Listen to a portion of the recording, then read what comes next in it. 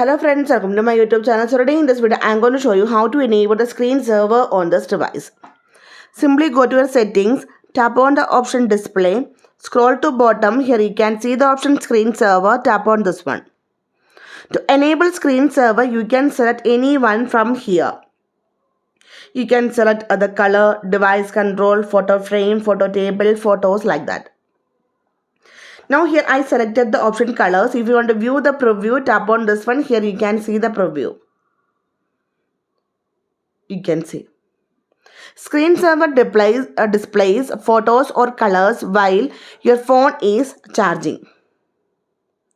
So if you want to select a photo from your device, then you can select the option photos, then tap on preview.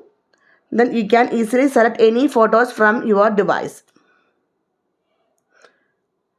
You can see from here. So simply in this way we can enable the screen saver on this device. So hope you guys enjoy this video. Thank you for watching. Thank you. Bye-bye.